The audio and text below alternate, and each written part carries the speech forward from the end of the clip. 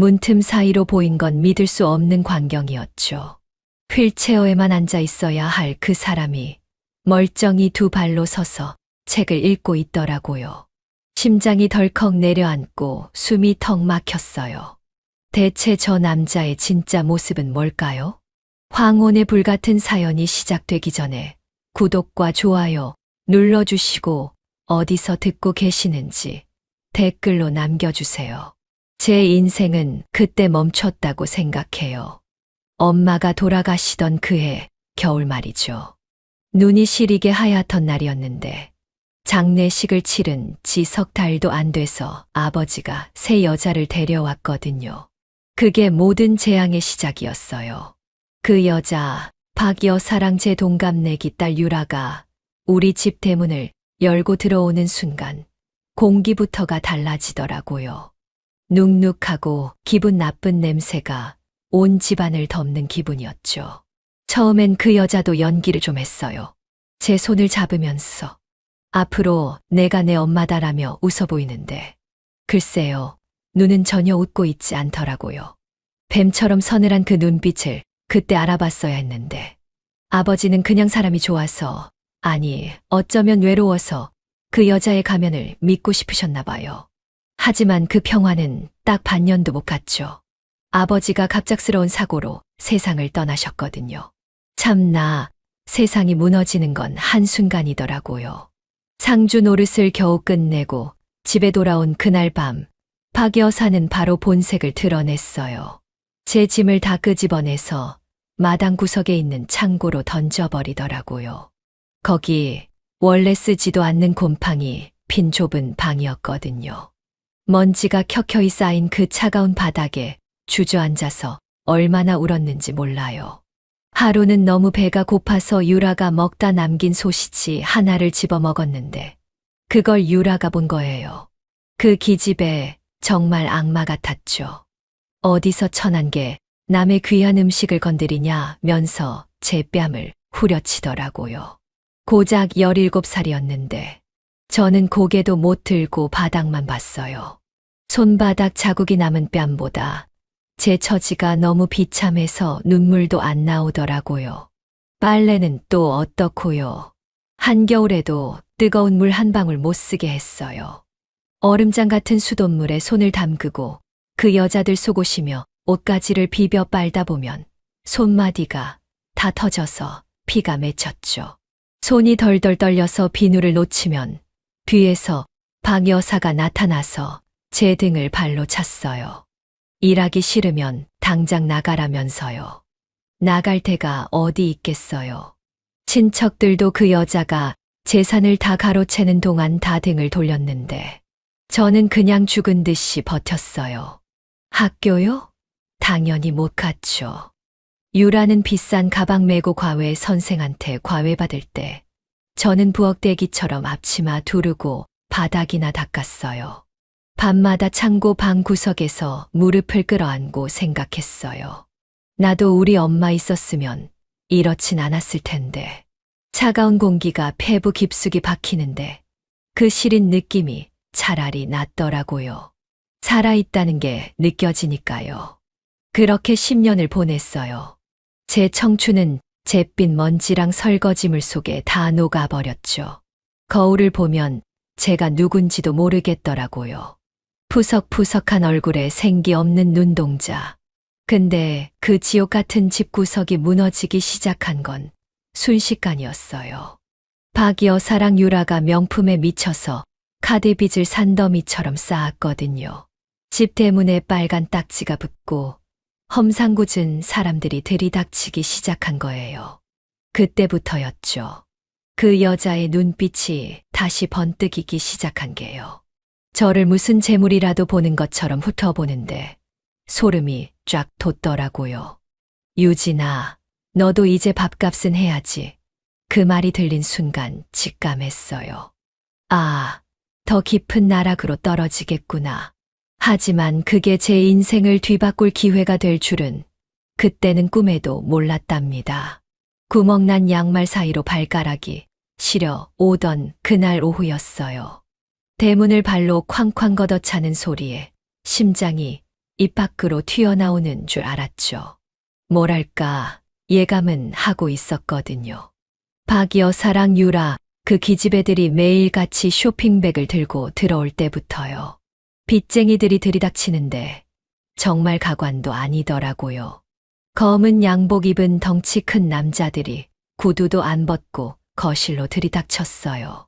아버지가 아끼던 자개장, 엄마 유품이나 다름없던 피아노에 사정없이 빨간 딱지를 붙여대더군요. 박 여사는 소파 뒤에 숨어서 바들바들 떨고만 있고 유라는 제 방에 처박혀서 나오지도 않았어요. 거실 바닥에 엎드려서 바닥 닦던 저만 그 험악한 꼴을 다 당한 거죠. 남자 하나가 제 턱을 쓱 들어 올리는데 그 역한 담배 냄새가 코를 찔렀어요. 이 집구석에 돈 될 게 이거밖에 없나? 라며 낄낄거리는데 소름이 쫙 돋더라고요. 참나, 그 와중에 박 여사가 기어 나와서 하는 소리가 뭔지 아세요? 우리 유라 몸엔 손대지 마세요. 였어요. 그 상황에서도 자기 친딸 아니만 챙기더라고요. 그날 이후 집안 꼴은 정말 말도 아니었죠. 전기가 끊겨서 촛불 하나 켜놓고 지냈거든요. 배고파서 수돗물로 배 채우는 것도 하루 이틀이지. 박 여사는 매일같이 술병을 끼고 살면서 저한테 화풀이를 해댔어요. 내가 재수가 없어서 집안이 이 모양이다. 내 아비 닮아서 돈 복이 없다면서요. 솔직히 말해서 어이가 없었죠. 그 많은 돈을 백화점에서 다 써버린 게 누군데. 그러던 어느 날이었어요. 박 여사가 어디서 소식을 들었는지 눈을 번뜩이면서 들어오더라고요. 평소엔 저를 벌레 보듯 하던 여자가 제 손을 덥석 잡는 거예요. 손등에 닿는 그 여자의 축축한 손땀에 소름이 끼쳤죠. 유진아, 우리 살 길이 생겼다. 그 목소리가 너무 달콤해서 오히려 더 무서웠어요. 알고 보니 태성그룹이라는 어마어마한 재벌가에서 며느리를 찾는다는 거예요. 말이 좋아 며느리지 사실상 팔려가는 거나 다름없었죠. 태성그룹 회장의 외아들이 사고로 장님이 되고 다리까지 못 쓰게 됐다는 소문은 익히 들었거든요. 성격은 또 얼마나 괴팍한지 돌봐주러 들어간 사람들마다 일주일을 못 버티고 도망쳐 나온대요. 뭐 괴물이나 다름없다는 소문이 바다했죠. 그런 집에 유라를 시집 보내면 빚을 다 탕감해주고 남은 인생 평생 먹고 살 돈을 준다는 제안이었나 봐요. 처음엔 유라한테 그 얘기를 꺼냈나 보더라고요. 근데 유라 반응요? 아시잖아요. 그 기집애 집안이 무너지는 와중에도 거울 보며 화장하던 애거든요. 엄마 미쳤어. 내가 왜 그런 병신이랑 결혼을 해. 차라리 죽고 말지. 라며 물건을 집어 던지고 난리를 피웠대요. 사실 유라는 이미 사귀는 부잣집 망나니 오빠가 있었거든요. 자기 인생 망치기 싫다며 밤새도록 박 여사 바짓가랑이를 붙잡고 울고불고 짜증을 냈죠. 결국 박 여사의 화살은 저한테 돌아왔어요. 어느 날 밤 제가 자던 창고 방문이 거칠게 열리더니 그 여자가 들어오더라고요. 손에는 서류 한 뭉치가 들려 있었죠. 내가 가라. 유진아. 언니 대신 내가 태성그룹으로 가. 무심하게 툭 던진 그 한마디에 제 심장이 덜컥 내려앉았어요. 싫다고 나도 사람답게 살고 싶다고 말하고 싶었는데 목구멍에서 말이 안 나오더라고요. 박 여사는 제 대답도 안 듣고 협박을 시작했어요. 안 가겠다면 당장 이 집에서 나가. 아버지가 남긴 빚, 그거 내가 다 갚을 거야? 감옥에라도 갈래. 참 기가 막히더라고요. 제가 쓴 돈도 아닌데 말이죠. 유라는 옆에서 팔짱 끼고 너한테는 과분한 자리 아니니 평생 하녀 노릇하느니 돈 많은 집 안주인이 낫잖아라며 비아냥거렸어요. 그날 밤 저는 뜬 눈으로 밤을 지새웠어요. 창문 틈으로 들어오는 달빛이 너무 싫어서 가슴이 저리 타더라고요. 엄마 얼굴도 생각나고 나를 사랑해주던 아버지의 예전 모습도 떠올랐죠. 어쩌면 이게 유일한 탈출구일지도 모른다는 생각도 들었어요. 이 지옥 같은 박 여사 밑에서 굶어 죽느니 차라리 얼굴도 모르는 장애인 남편 수발 들며 사는 게 나을지도 모르겠더라고요. 적어도 거긴 밥은 줄 테니까요. 다음 날 아침, 저는 박 여사가 내민 서류에 도장을 찍었어요. 서류를 챙기는 그 여자의 입가에 걸린 비릿한 미소를 잊을 수가 없네요. 유라는 신이 나서 자기가 입던 낡은 원피스 몇 벌을 제 가방에 던져 넣더라고요. 가서 잘 살아, 동생아. 그 가식적인 응원이 등에 칼처럼 꽂혔죠. 결혼식도 없었어요. 그냥 검은 세단 한 대가 저희 집 골목으로 들어오더니 저를 태우더라고요. 짐이라고는 낡은 가방 하나가 전부였죠. 차 창문 너머로 멀어지는 우리 집 대문을 보는데 눈물도 안 났어요. 그냥 속이 텅 빈 것처럼 허망하기만 하더라고요.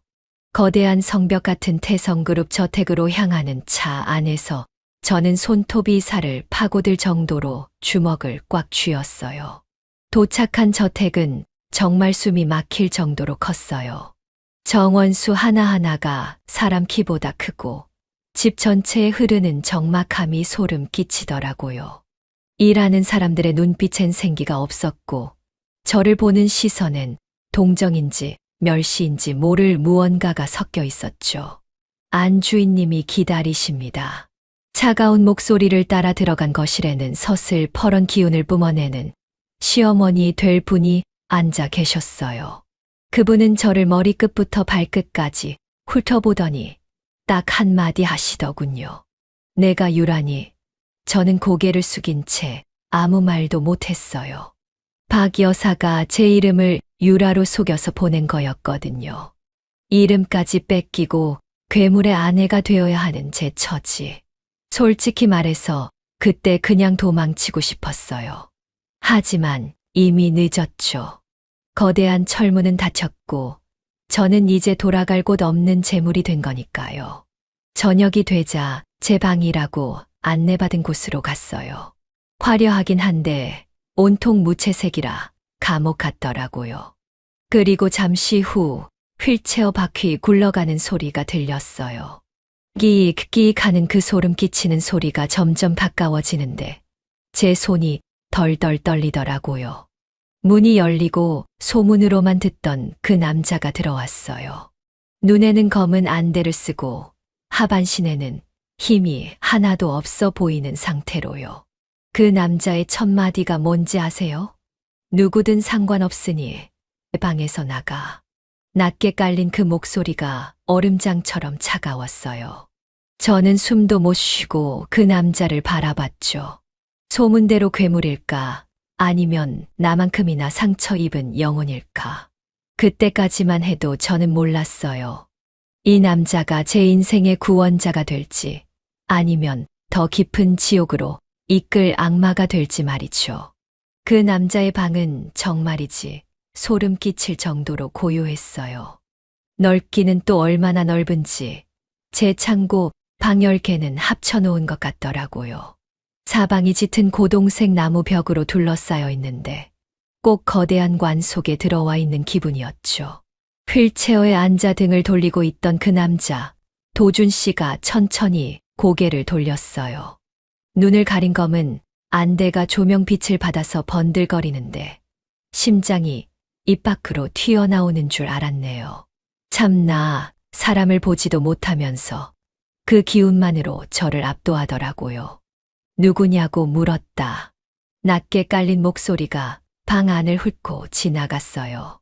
저는 너무 긴장해서 손바닥에 땀이 흥건했죠. 박 여사가 제 이름을 유라라고 속여서 보낸 거잖아요. 입이 안 떨어지더라고요. 거짓말을 해야 한다는 죄책감이랑 이 남자의 서슬퍼런 기운에 눌려서 발가락 끝까지 굳어버렸죠. 겨우 목소리를 쥐어짜서 대답했어요. 오늘부터 당신을 돌봐줄 사람이에요. 제 목소리가 파르르 떨리는 게 제 귀에도 들릴 정도였어요. 그 사람은 피식 웃더라고요. 조롱 섞인 그 웃음소리가 귓가를 긁는 것 같았죠. 돌봐줄 사람, 아니면 돈에 팔려온 재물? 그 말에 얼굴이 확 달아올랐어요. 틀린 말은 아니니까요. 솔직히 말해서 저는 팔려온 거나 다름없었죠. 도준 씨는 휠체어 바퀴를 직접 굴려서 제 앞으로 다가왔어요. 끼익, 끼익 하는 그 소리가 꼭 제 목을 조이는 것 같더라고요. 가까이서 본 그 사람 얼굴은 생각보다 훨씬 수려했어요. 사고 때문인지 안색은 좀 창백했지만 콧날이 칼날처럼 날카롭고 입술은 굳게 닫혀 있었죠. 눈을 가리고 있는데도 저를 꿰뚫어 보는 것 같은 착각이 들더라고요. 그 사람이 갑자기 손을 뻗어 제 손목을 확 낚아챘어요. 깜짝 놀라서 비명을 지를 뻔했죠. 그런데 말이죠. 그 소나기 힘이 장난이 아니더라고요. 분명 하반신 마비에 몸이 약해진 환자라고 들었는데 제 손목뼈가 으스러질 정도로 힘이 강했어요. 이 손 거칠군. 재벌가 아가씨 손이 왜 이래? 그 사람의 손가락이 제 손바닥에 박힌 굳은 살을 천천히 훑었어요. 등 뒤로 식은땀이 주르륵 흘렀어요. 유라 손은 비단처럼 고운데 제 손은 엉망진창이니까요. 들키면 어쩌나 싶어서 손을 빼려고 했지만 꿈쩍도 안 하더라고요. 한참을 제 손을 만지작거리던 그 사람이 손을 툭 놓더니 차갑게 말했어요. 나가. 잠은 옆방에서 자고 내 허락 없인 들어오지 마. 명령조로 내뱉는 그 말에 저는 대답도 못하고 허겁지겁 방을 빠져나왔죠.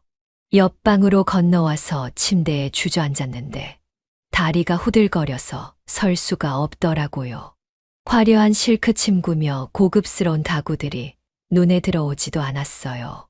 그저 그 사람의 그 강한 손길, 그리고 안대 너머에서 느껴지던 그 서늘한 기운만 머릿속에 맴돌았죠. 분명 장님의 안진뱅이라고 했는데 그 위압감은 뭐였을까요? 첫날 밤은 그렇게 뜬 눈으로 지샜어요. 창밖으로는 밤새도록 비가 내렸고 이 거대한 저택 어딘가에서 자꾸만 이상한 소리가 들리는 것 같았거든요. 누군가 계단을 오르내리는 소리 같기도 하고 무거운 물건을 끄는 소리 같기도 하고 겁이 나서 이불을 머리끝까지 뒤집었었죠. 다음 날 아침부터 제 고단한 일상이 다시 시작됐어요. 아니, 고단하다기보단 기묘했죠.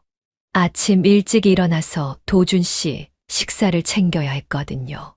하녀들이 차려온 음식을 제가 직접 들고 그 사람 방으로 갔어요. 그 사람은 여전히 창밖을 향해 앉아 있더라고요. 보이지도 않을 텐데 말이죠. 식판을 내려놓고 고기를 먹기 좋게 썰고 있는데 그 사람이 갑자기 툭 던지듯 말했어요. 꽃 향기가 나는군. 저는 당황해서 제 몸을 킁킁거렸죠. 향수 같은 건 뿌려본 적도 없거든요. 아, 정원에서 아침에 빨래를 좀 널다가 꽃을 건드렸나 봐요. 사실 하녀들이 제 옷을 안 빨아줘서 제가 직접 빨았거든요. 그 사람은 대답 없이 고기 한 점을 입에 넣더라고요. 그런데 신기한 게 뭔지 아세요? 눈이 안 보이면 젓가락질이 서툴러야 하잖아요. 근데 이 사람은 제가 놓아둔 음식 위치를 단 한 번의 오차도 없이 정확하게 찾아내는 거예요. 꼭 눈으로 보고 있는 것처럼 말이죠. 제가 의아한 눈초리로 쳐다보니까 그 사람이 고개를 살짝 까딱했어요. 왜, 내가 너무 잘 먹어서 놀랐나? 그 목소리에 뒤통수를 한 대 맞은 기분이었죠. 저는 얼른 고개를 저으며 아니요, 그냥 대단하셔서요라고 얼버무렸어요.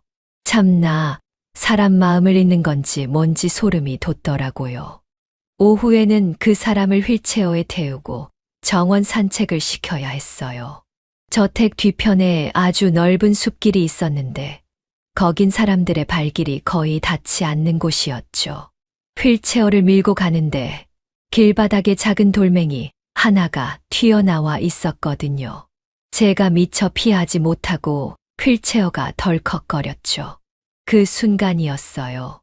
도준 씨가 휠체어 손잡이를 꽉 잡는데 하반신 마비 환자라고는 믿기지 않을 정도로 허리에 힘이 빡 들어가는 게 느껴지더라고요.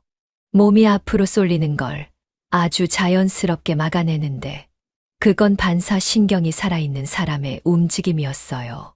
괜찮으세요? 제가 조심스럽게 물었죠. 그 사람은 아무 일 없었다는 듯이 다시 축 처진 자세로 돌아가더라고요. 조심 좀 하지. 내 몸은 짐짝이 아니니까. 차가운 핀잔이 돌아왔지만 제 머릿속은 복잡해졌어요. 아까 그 순간의 근육 떨림 분명히 느꼈거든요. 저녁이 되고 도준 씨를 침대에 눕혀줘야 했어요. 시어머니 박 여사가 시킨 일이었죠. 부부니까 당연한 거라고요. 저는 잔뜩 긴장해서 그 사람의 상체를 안아들었어요. 그런데 말이죠. 온너머로 느껴지는 몸이 너무나 단단했어요. 오랫동안 누워만 지낸 사람의 몸은 근육이 빠져서 흐물거리기 마련이잖아요. 근데 이 남자의 가슴팍은 돌덩이처럼 단단하고 어깨도 딱 벌어져 있더라고요. 제 얼굴이 그 사람 가슴에 살짝 닿았는데 심장 박동 소리가 들렸어요. 아주 차분하고 일정한 리듬이었죠. 환자의 가쁜 숨소리가 아니라 아주 강인한 남자의 숨결이었어요. 제가 당황해서 손을 떼려고 하자 그 사람이 제 허리를 감싸 안더라고요. 도망가고 싶나? 귓가에 울리는 그 낮은 목소리에 몸이 경직됐어요. 아니요. 그냥 좀 낯설어서요. 제 대답에 그 남자가 제 목덜미에 코를 대고 숨을 깊게 들이마시더라고요. 꼭 제 향기를 기억하려는 짐승처럼요. 솔직히 말해서 그때 느꼈어요. 이 남자 소문처럼 무력한 괴물이 아닐지도 모른다는 걸요. 아니, 어쩌면 이 집에서 가장 위험한 존재일지도 모른다는 생각이 들었죠. 저를 품에 안은 그 사람의 팔에 힘이 들어갈 때마다 저는 공포와 함께 알 수 없는 묘한 기분을 느꼈어요. 이 남자는 대체 뭘 숨기고 있는 걸까요? 그리고 왜 이런 완벽한 연기를 하고 있는 걸까요?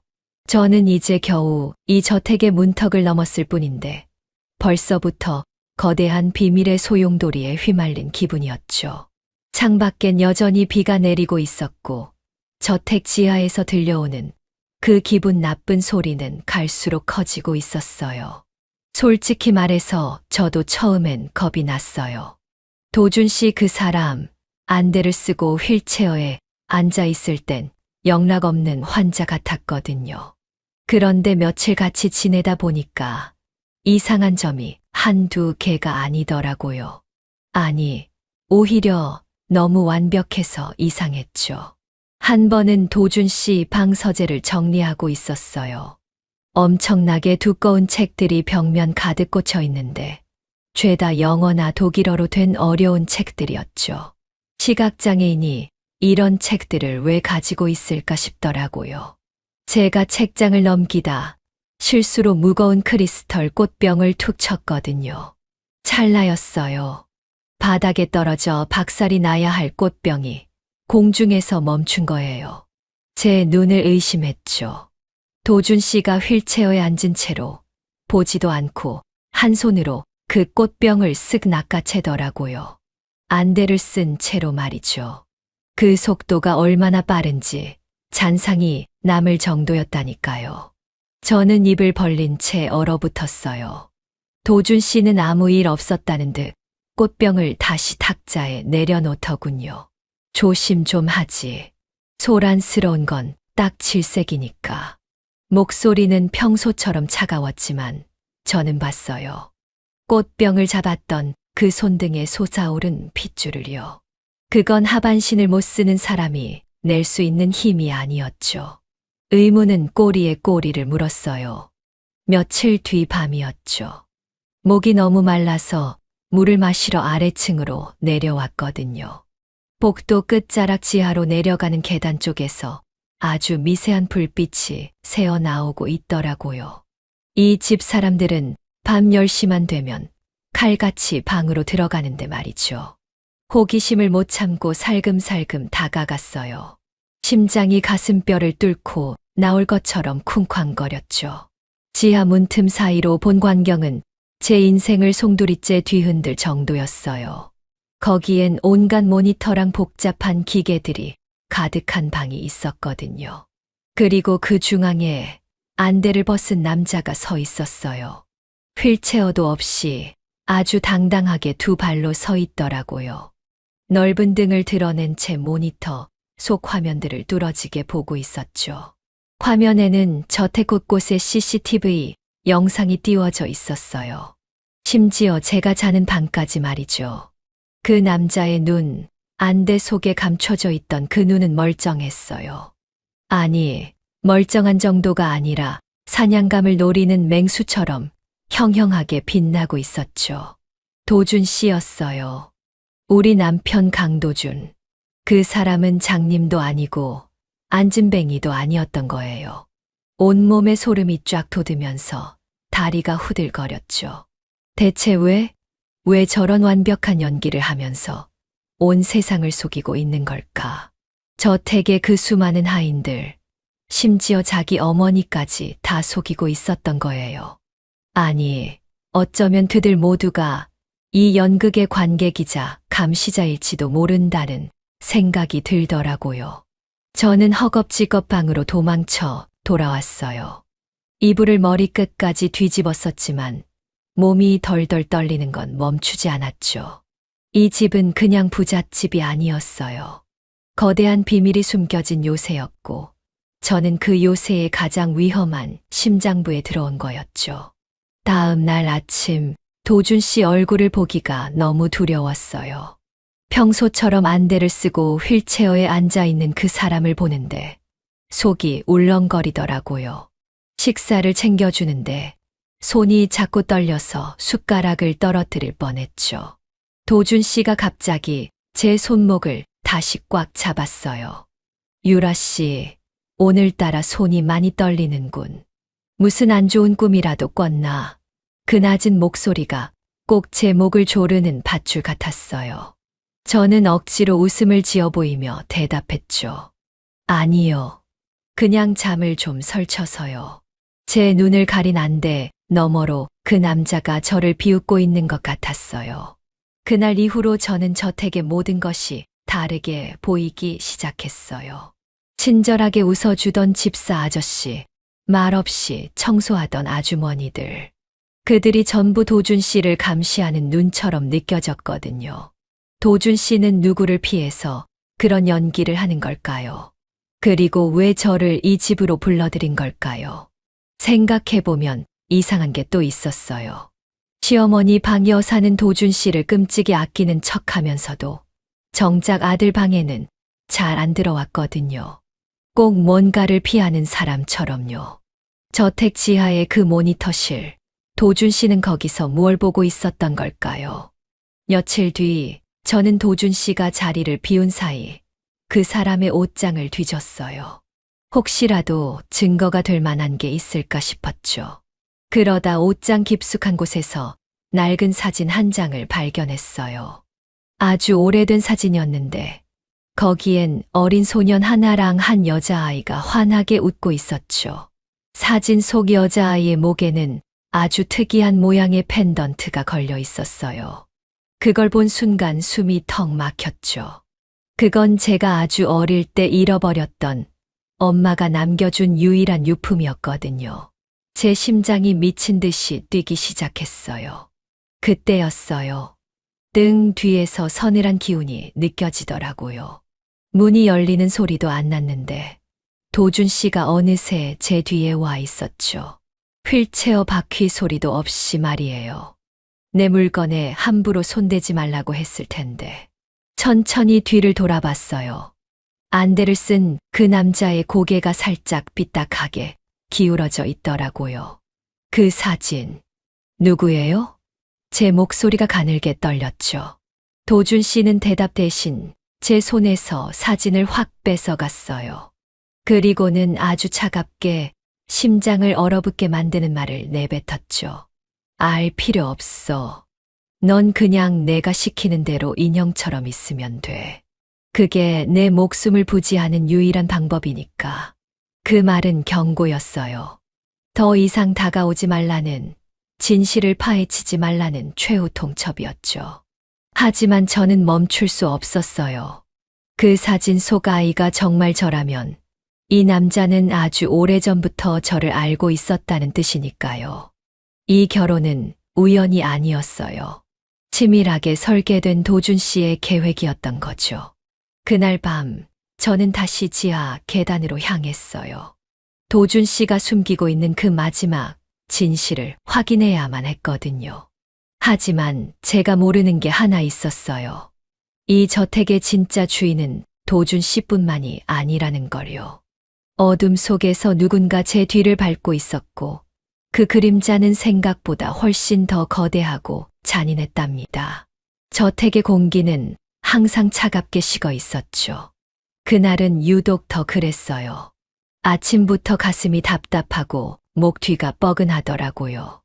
불길한 예감은 틀린 적이 없쇼. 대문 밖에서부터 들려오는 천박한 웃음소리. 10년 넘게 제 귀를 괴롭히던 그 목소리였어요. 박 여사랑 유라가 기어이 여기까지 찾아온 거예요. 집사 아저씨가 당황해서 저를 부르러 왔더라고요. 거실로 내려가니 가관도 아니었죠. 박 여사는 비싼 밍크코트를 걸치고 소파 상석에 떡하니 앉아 있었어요. 유라는 손가락으로 가구들을 쓱 훑으며 먼지가 있네 없네 타박을 하고 있더군요. 참나, 남의 집 안방에 들어와서 주인 행세를 하는 꼴이라니 속이 뒤집어지는 것 같았죠. 유진아, 아니 이제 유라라고 불러야 하나? 박 여사가 비릿하게 웃으며 제 쪽을 봤어요. 그 여자 눈에는 탐욕이 가득했죠. 저택의 화려함에 눈이 멀어서 제가 어떤 지옥을 견디고 있는지는 안중에도 없더라고요. 태성그룹 안주인 노릇하니까 살만한가 봐. 얼굴에 기름기가 도네. 사실 저는 매일 밤잠을 설치고 입술이 다 부르트도록 고생하고 있었거든요. 유라는 제 옆으로 다가와서 제 어깨를 툭 쳤어요. 야, 그 병신 남편은 어때? 밤마다 휠체어 밀어주느라 손목 나가진 않았니? 그 입에서 나오는 말들이 가시처럼 박히더라고요. 도준 씨를 병신이라고 부르는데 제 가슴 한구석이 욱신거렸어요. 그때였어요. 도준 씨 방 쪽에서 휠체어 바퀴 소리가 들리더군요. 그 소름 끼치는 소리가 가까워지자 박 여사랑 유라가 얼른 표정을 고치더라고요. 도준 씨는 여전히 안대를 쓴 제 휠체어에 앉아 나타났어요. 맹인 연기를 하는 그 사람을 보는데 묘한 긴장감이 흘렀죠. 손님이 오셨나 보군. 도준 씨의 목소리는 얼음장 같았어요. 박 여사는 짐짓 다정한 척하며 다가갔죠. 아이고, 우리 사위님, 제가 장모예요. 유라가 고생하진 않는지 걱정돼서 왔답니다. 장모라니 염치도 없쇼. 자기 딸 대신 저를 팔아넘긴 여자가 말이에요. 도준 씨는 대답 없이 고개를 까딱했어요. 사위라. 돈을 받고 딸을 판 사람을 사위라고 부르던가. 그 서늘한 일침에 거실 공기가 순식간에 얼어붙었어요. 박 여사의 얼굴이 불그락 푸르락 변하더라고요. 하지만 그 여자는 돈 때문인지 꾹 참으며 비굴하게 웃었죠. 박 여사는 본론을 꺼냈어요. 유라가 사고를 쳐서 빚이 또 생겼으니 돈 좀 보태달라는 거였죠. 기가 막혔어요. 유라는 옆에서 우리 유진이가 이 집에 와서 호강하는데 그 정도는 해줘야 하는 거 아니야? 저를 압박했죠. 제가 입을 때려는데 도준 씨가 제 손을 꽉 잡더라고요. 유라 씨, 당신 가족들인데 어떻게 할까? 돈을 줘 마라? 도준 씨가 제 의견을 묻더군요. 그건 명백한 시험이었어요. 제가 이 집안의 돈을 탐내는지 아니면 저 인간들과 한통속인지 확인하려는 덫이었죠. 저는 도준 씨의 소나기 힘을 느끼며 깊게 숨을 들이켰어요. 한 푼도 줄 필요 없어요. 제 목소리가 거실에 쩌렁쩌렁 울렸죠. 박 여사랑 유라의 눈이 튀어나올 듯이 커졌어요. 당장 나가주세요. 여긴 구걸하러 오는 곳 아니에요. 제 단호한 말에 박 여사가 미친 듯이 달려들어 제 뺨을 때리려고 손을 올렸어요. 그 순간이었어요. 도준 씨가 제 앞을 휠체어로 막아서더니 박 여사의 손목을 허공에서 낚아챘죠. 내 아내에게 손대지 마. 안대를 쓴 상태였지만 그 위압감은 대단했어요. 박 여사는 비명을 지르며 뒤로 나자빠졌죠. 도준 씨의 손아귀에 힘이 들어가는 걸 보고 저는 전율을 느꼈어요. 집사, 이 무례한 인간들을 당장 끌어내. 도준 씨의 명령이 떨어지자 건장한 경호원들이 들이닥쳤어요. 박 여사랑 유라는 욕설을 퍼부으며 질질 끌려 나갔죠. 너 2년 두고 보자. 내가 여기서 평생 살 줄 알아. 유라의 그 악에 바친 목소리가 정원 멀리까지 들리더라고요. 폭풍이 지나간 뒤 거실엔 저와 도준 씨만 남았어요. 저는 떨리는 다리를 간신히 지탱하며 서 있었죠. 도준 씨는 한참 동안 제 손을 놓지 않았어요. 왜 거절했지? 돈을 줬으면 저 인간들이 한동안 널 괴롭히지 않았을 텐데.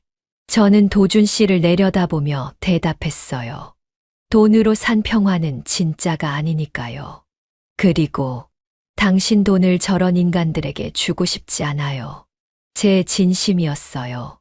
도준 씨를 지켜주고 싶다는 생각, 아니, 이 남자가 숨기고 있는 그 무거운 비밀을 지켜줘야 한다는 의무감이 들었거든요. 도준 씨가 피식 웃더니 제 손을 자기 안대 쪽으로 가져갔어요. 유라 씨, 아니, 유진 씨. 그가 제 진짜 이름을 불렀을 때 저는 심장이 멎는 줄 알았어요. 당신 생각보다 멍청하군. 아니면 아주 영악하거나. 그는 안대를 벗지 않았지만 저는 알 수 있었어요. 그가 저를 아주 깊이 보고 있다는 걸요. 그는 제 손바닥에 입을 맞췄어요.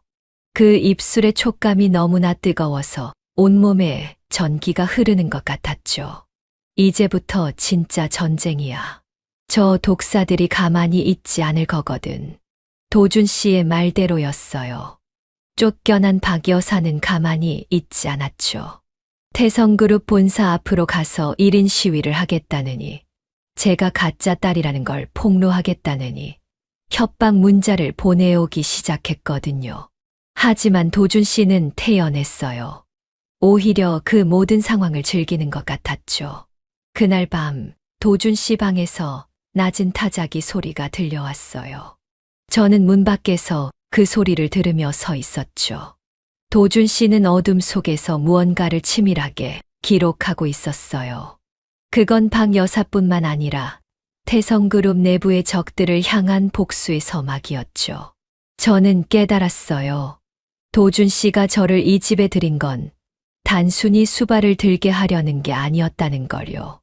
그는 자신의 가장 강력한 무기이자 유일한 증인으로 저를 선택한 거였어요. 저 또한 그를 위해서라면 무엇이든 할 준비가 되어 있었죠. 창고 방 하녀에서 재벌가의 안주인으로, 그리고 이제는 비밀을 공유한 동지로, 제 인생은 완전히 다른 궤도로 진입하고 있었어요. 비는 그쳤지만 저택을 감싼 안개는 더욱 짙어졌죠. 그 안개 너머에서 도준 씨의 진짜 모습이 서서히 드러나기 시작했답니다. 그는 휠체어에서 일어나 제 방으로 걸어 들어왔어요. 문을 잠그는 소리가 딸깍하고 들렸죠. 유진아, 이제 내가 알아야 할 진실이 있어. 어둠 속에서 들려온 그의 목소리는 더 이상 차갑지 않았어요. 슬픔과 분노, 그리고 아주 오랜 그리움이 섞여 있었죠. 저는 숨을 죽인 채 그를 맞이할 준비를 했어요. 방문이 잠기는 그 쇳소리가 제 귓가를 날카롭게 파고들었죠. 딸깍.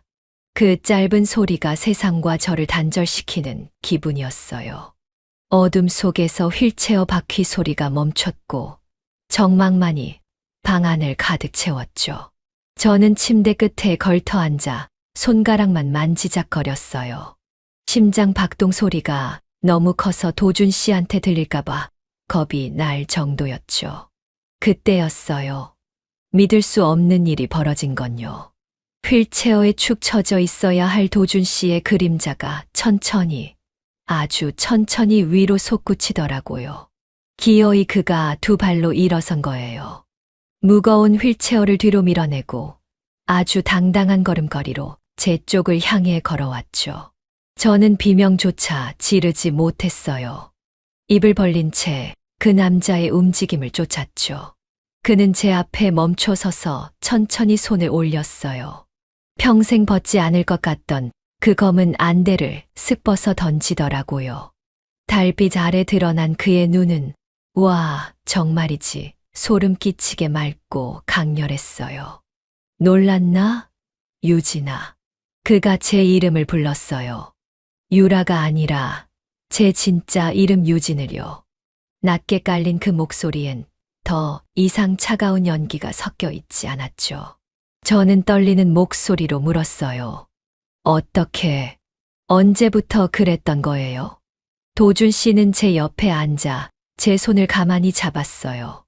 그의 손은 따뜻했고 굳은 살이 박인 제 손바닥을 부드럽게 엄지로 문질렀죠. 사고가 난 건 사실이야. 하지만 다리는 금방 회복됐지. 눈도 마찬가지고. 그는 씁쓸하게 웃으며 말을 이어갔어요. 태성그룹이라는 거대한 성벽 안에서 살아남으려면 약자가 되어야 했다는 거예요. 아버지는 돌아가시고 배다른 형제들과 탐욕스러운 친척들이 하이에나처럼 달려드는데 멀쩡한 몸으로는 그들의 음모를 다 막아낼 재간이 없었대요. 그래서 스스로 괴물이 되기를 선택한 거죠. 장님이 되고 안진뱅이가 되면 사람들은 방심하니까요. 병신 하나 치우는 건 일도 아니라고 생각했겠지. 그들이 내 앞에서 뱉은 그 추악한 말들, 내 재산을 어떻게 나눠 가질지 모의하던 그 더러운 얼굴들을 나는 안대 너머로 다 지켜보고 있었어. 그의 고백은 처절했어요. 10년 넘게 어둠을 자처하며 살아온 세월. 누구도 믿지 못하고 사방에 적만 가득한 그 얼음 궁전에서 그는 혼자 싸워왔던 거예요. 그런데 어느 날 내가 나타난 거야. 도준 씨가 제 눈을 똑바로 쳐다봤어요. 솔직히 말해서 저는 영문을 몰랐죠.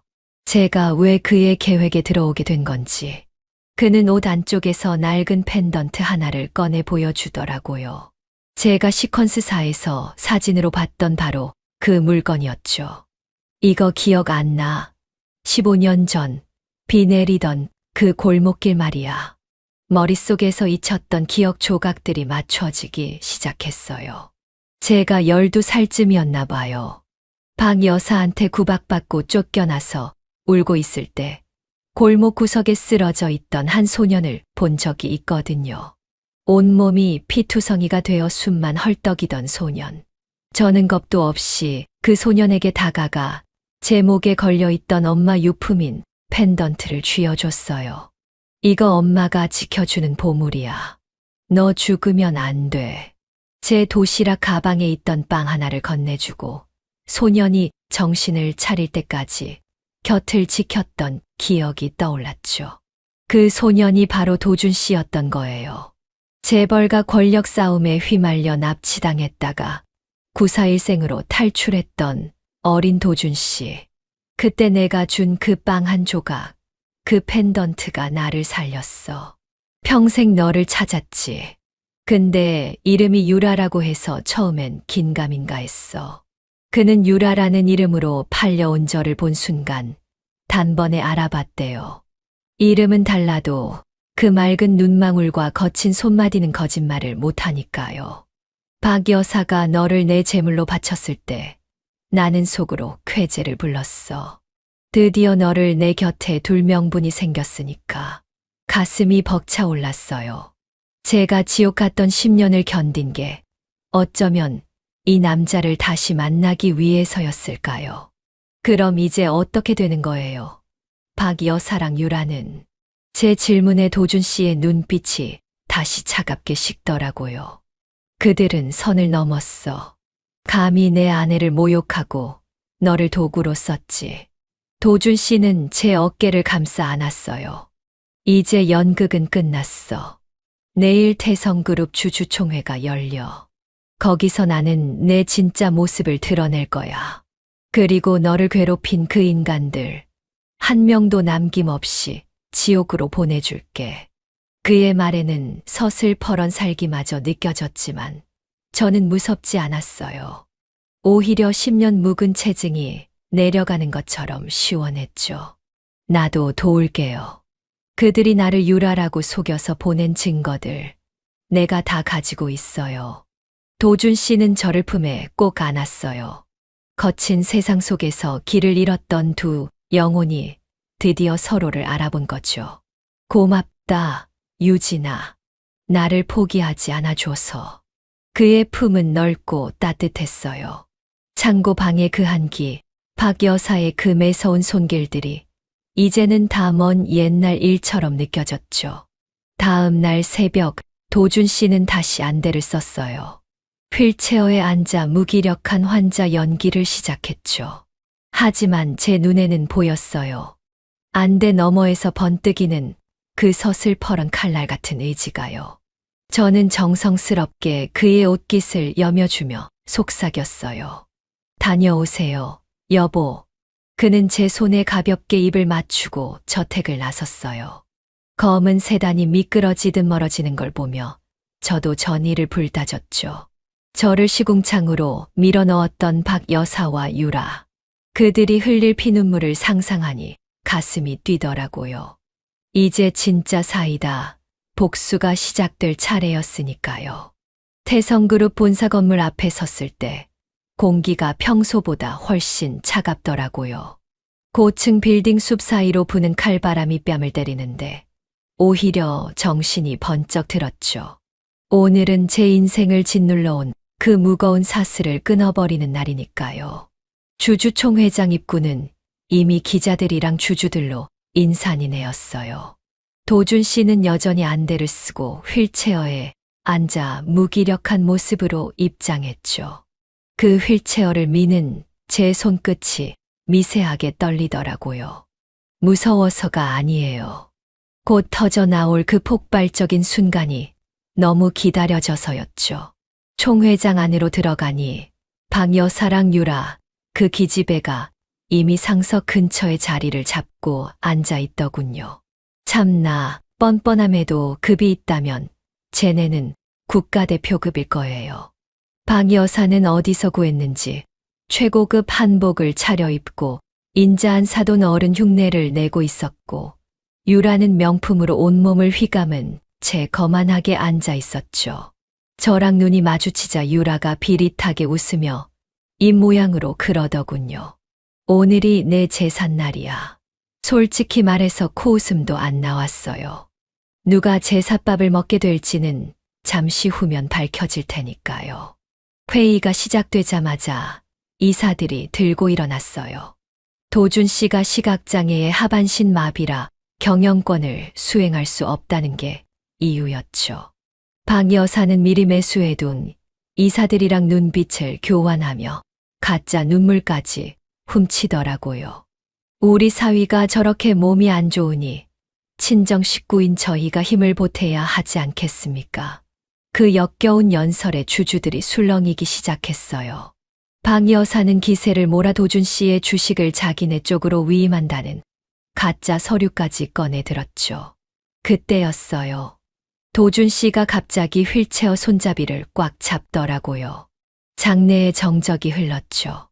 도준 씨가 천천히, 아주 천천히 자리에서 일어났어요. 휠체어 바퀴 굴러가는 소리가 아니라 구두 굽이 바닥을 때리는 묵직한 소리가 총회장에 울려 퍼졌죠. 누가 내 경영권에 마음대로 손을 댄다는 거지. 낮게 깔린 그 목소리가 스피커를 타고 회의장을 휩쓸었어요. 사람들은 경악했죠. 기적이라도 본 것처럼 입을 벌리고 얼어붙었어요. 박 여사는 손에 들고 있던 서류를 바닥에 떨어뜨렸고 유라는 비명을 지르며 뒤로 나자빠질 뻔했죠. 도준 씨는 아주 여유롭게 한 걸음씩 박 여사 쪽으로 다가서요. 그리고는 전 세계가 지켜보는 카메라 앞에서 그 검은 안대를 확 벗어 던졌죠. 날카롭게 빛나는 그의 눈동자가 박 여사의 비겁한 얼굴을 정면으로 쏘아봤어요. 장모님, 아니, 박 여사님. 제 눈이 안 보여서 그동안 편하셨습니까? 도준 씨의 비아냥 섞인 질문에 박 여사는 사들사들 떨기만 했어요. 어떻게, 다리가, 눈이, 말을 잇지 못하고 거품을 물기세더라고요. 도준 씨는 비릿하게 웃으며 뒤쪽 대형 스크린을 가리켰어요. 화면에는 그동안 박 여사랑 유라가 저지른 온갖 악행의 증거들이 쏟아져 나왔죠. 카드비 때문에 저를 이름까지 속여서 팔아넘긴 매매 계약서, 태성그룹 주식을 가로채려 모의한 녹취록, 심지어 유라가 클럽에서 마약 같은 사고를 친 영상까지요. 회의장은 순식간에 아수라장이 됐어요. 기자들의 플래시가 미친 듯이 터졌고 주주들의 고함이 터져 나왔죠. 저는 단상 위로 올라가 도준 씨 옆에 섰어요. 박 여사가 저를 보더니 미친 사람처럼 달려들더라고요. 이년아, 내가 다 꾸민 일이지. 내가 너를 어떻게 키웠는데. 참 기가 막혀서. 저를 하녀처럼 부려먹고 창고 방에 가두던 기억은 그새 잊었나 봐요. 저는 박 여사의 손을 가볍게 뿌리치고 마이크를 잡았어요. 저는 이유라가 아니라 이유진입니다. 이 여자들은 저를 학대하고 강제로 이 결혼을 시켰습니다. 여기 그 증거인 제 어린 시절 일기장과 상처 치료 기록들이 있습니다. 제 목소리는 떨리지 않았어요. 10년 넘게 가슴에 맺혔던 응어리가 한꺼번에 터져 나오는 기분이었죠. 유라는 바닥을 기며 아니야, 전현이 미친 거야 소리를 질렀지만 이미 아무도 그 말을 믿지 않았어요. 도준 씨가 손짓을 하자 문이 열리고 경찰들이 들이닥쳤어요. 박 여사, 그리고 이유라 씨. 사기, 횡령, 그리고 가혹 행위 혐의로 긴급 체포합니다. 경찰들이 수갑을 꺼내자 박 여사는 바닥에 주저앉아 대성통곡을 하기 시작했죠. 유라는 경찰들을 피해 도망치려다 문 앞에서 붙잡혀 바닥에 처박혔어요. 걔네들이 질질 끌려 나가는 뒷모습을 보는데 눈물 대신 웃음이 나오더라고요. 10년의 지옥이 단 10분 만에 무너지는 쾌감. 이건 정말 경험해보지 못한 사람들은 모를 거예요. 도준 씨는 다시 마이크 앞에 서서 당당하게 선언했어요. 태성그룹은 오늘부로 전문 경영인 체제로 전환합니다. 그리고 저는 제 곁을 지켜준 제 아내 이유진과 함께 이 회사의 잘못된 관행을 바로잡겠습니다. 주주들의 박수갈채가 쏟아졌어요. 도준 씨는 사람들 앞에서 제 손을 번쩍 들어 올렸죠. 그의 손바닥에서 전해지는 따뜻한 온기가 제 온몸을 감싸 안는 기분이었어요. 차 안에는 정막이 흘렀지만 그건 아주 평온한 침묵이었죠.